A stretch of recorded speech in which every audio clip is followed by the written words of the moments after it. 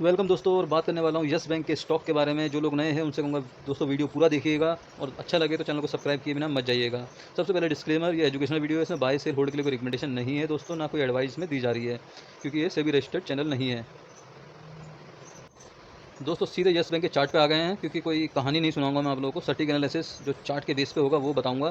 कहानी सुनाने के लिए बहुत सारे चैनल है, ऐसा हो जाएगा, एसबीआई के साथ चले जाएंगे, ये हो जाएगा, वो हो जाएगा।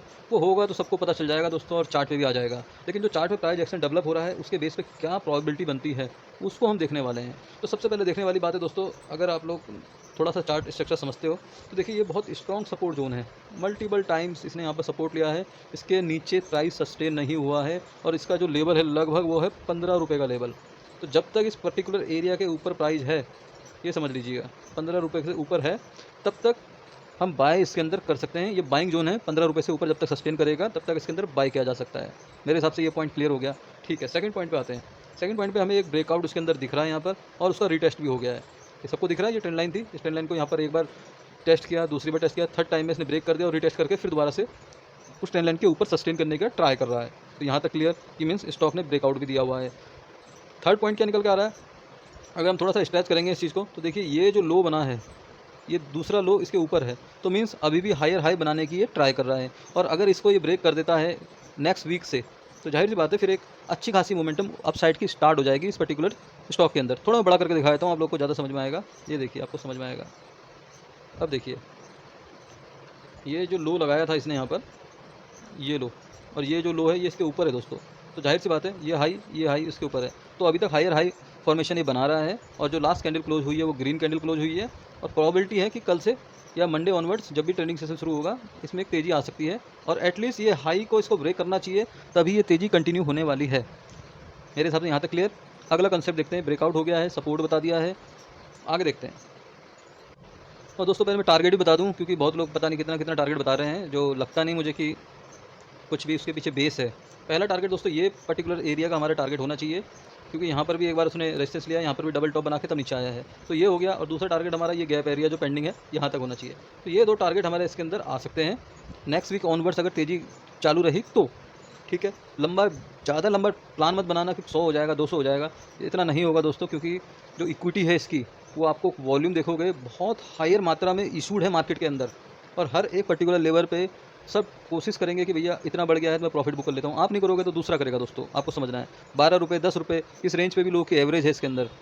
तो जाहिर सी बात है जहाँ 25-30 रुपये होगा पैसे डबल होंगे, तो जिनकी बड़ी क्वांटिटी होगी वो लोग प्रॉफिट बुक कर लेते हैं। इस वजह से इसके अंदर बड़ी तेज़ी नहीं आती है। बट आपको ये दो जोन ध्यान रखने हैं, एक तो ये वाला जोन और एक ये जोन। यहाँ पर प्रॉफिट बुकिंग इसके अंदर आ सकती है, और यहाँ तक ये ट्रैवल कर सकता है आने वाले वीक में। तो मेरे हिसाब से यहाँ तक क्लियर हो गया। अब बात करते हैं जो इन्वेस्टर लोग हैं जिनका 1-2 साल लंबा व्यू है, उनके लिए क्या इसके अंदर बनता है वो भी समझते हैं।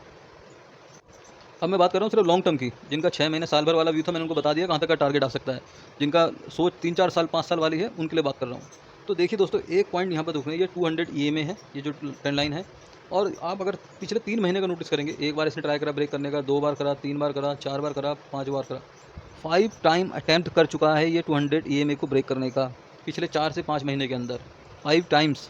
अगर हम इसकी हिस्ट्री देखते हैं तो देखिए पुराने में कहीं पर भी इसने, ये देखिए जब इसके अंदर बड़ी गिरावट हुई थी तब से अभी तक इसने उस 200 EMA को टच भी नहीं करा था, जब से इसके यहाँ तक गया था। ये देखिए यहाँ आने के बाद, उसके बाद से लगातार इसके अंदर गिरावट ही आई है।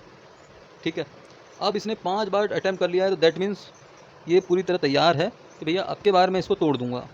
ठीक है, और अगर 200 EMA का ब्रेकआउट हो जाता है दोस्तों, तो आपको समझना है, ये देखिए यहाँ पर ब्रेकआउट हुआ था, ये बढ़िया रैली आई, लंबी चौड़ी रैली आई, लगभग 13 रुपये से 25-26 रुपये हाई मारा था। ठीक है, थोड़ा पीछे जाएंगे तो देखिए 200 EMA के जब इसने तोड़ के नीचे आया है दोस्तों, बड़ी गिरावट आई है। जो बड़ा ब्रेकडाउन भी इसके अंदर आया था, 300-400 रुपये का ट्रेड करता था, उसके बाद भी यही रीज़न था, 200 EMA के नीचे आ गया था। ठीक है, वो न्यूज़ बेस्ड था, वो मुझे भी समझ में आता है, बट उससे पहले का अगर आप चार्ट देखोगे तो देखोगे आप 200 EMA के ऊपर सस्टेन कर रहा था, और एक बढ़िया रैली आई थी 120-30 रुपये से, ये सीधे 400 तक गया था। तो 200 EMA बहुत इंपॉर्टेंट है दोस्तों, कोई भी स्टॉक का ट्रेंड पढ़ने के लिए। अगर स्टॉक 200 EMA डेली चार्ट के ऊपर सस्टेन कर रहा है, तो जाहिर सी बात है उस स्टॉक के अंदर एक अप ट्रेंड मान सकते हैं हम लोग, बेस्ड ऑन पास्ट हिस्ट्री। तो अभी देखिए 4 से 5 बार इसने अटैम्प्ट कर लिया है यहाँ पर, और हाई प्रोबेबिलिटी है कि इस बार इसको तोड़ देना चाहिए, क्योंकि मार्केट भी लगातार हाई बनाने की कोशिश कर रहा है। ठीक है, ये देखिए पिछले 3-4 महीने में कंटिन्यू ट्राई मारा है इसने तोड़ने के लिए, और अब की बार ब्रेक होगा तो जाहिर सी बात है मैं 25 रुपये तक का टारगेट इसके अंदर आ सकता है बाई जुलाई, क्योंकि तब तक इसके क्वार्टरली रिजल्ट भी आएंगे और हो सकता है कि इस बार रिजल्ट ये थोड़ा पॉजिटिव दे दे। तो लॉन्ग टर्म वालों के लिए ये टारगेट रखना चाहिए जो मैंने आपको बताया, अगर 2200 EMA के ऊपर सस्टेन करता है तो ये टारगेट होना चाहिए हमारा 25 रुपये का लॉन्ग टर्म नज़रिया।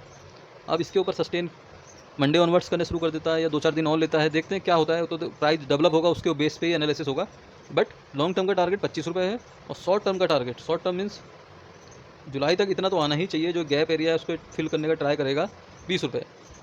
तो मेरा हिसाब से यहाँ तक क्लियर हो गए। दो रेंज है दोस्तों, 20 रुपये से ऊपर सस्टेन करना शुरू करेगा तो 25 रुपये का टारगेट, ऐसे 5-5 रुपये का ब्रैकेट है, 15 रुपये की सपोर्ट है, 15 से 20 की एक रेंज, 20 से 25 की एक रेंज, ऐसे करके ये अपनी रेंज को ट्रांसफ़र करता जाएगा और 25 रुपये के ऊपर जाएगा तो फर्दर हम आगे देखेंगे। बट अभी स्टॉक 15 रुपये से ऊपर है, ब्रेकआउट भी दिया हुआ है, सपोर्ट भी ले रहा है और 200 EMA को भी तोड़ने की कोशिश कर रहा है, तो जाहिर सी बात है बुलिश जोन की ओर बढ़ रहा है। अभी बुलिश हुआ नहीं है दोस्तों, बुलिश जोन की ओर बढ़ रहा है। तो मेरे हिसाब से यहाँ तक क्लियर हो गया मैटर। जब तक 15 रुपये से ऊपर सस्टेन है इसके अंदर पोजीशन को होल्ड करके टाइट करके रखना चाहिए, ये मेरा व्यू है। और जो इन्वेस्टर लोग हैं उनको समझ में आ गया होगा, जो ट्रेडर्स लोग हैं तो मैं उनसे कहूँगा भैया बैंक निफ्टी इसमें अगर आप लोग ऑप्शन ट्रेडिंग करते हो तो हमारा फ्री टेलीग्राम चैनल भी है, उसको ज्वाइन कर लीजिएगा। उसमें मैं free of cost 0 to hero trade daily basis पे शेयर कर रहा हूँ एजुकेशनल पर्पज़ के लिए। 3-4 गुना पैसे हो जाते हैं दोस्तों, यकीन ना आए तो जाके चेकआउट कर सकते हो आप लोग। सो बात समझ में आए तो वीडियो को लाइक, चैनल को सब्सक्राइब जरूर करेगा। मिलते हैं नेक्स्ट वीडियो में, बाय बाय।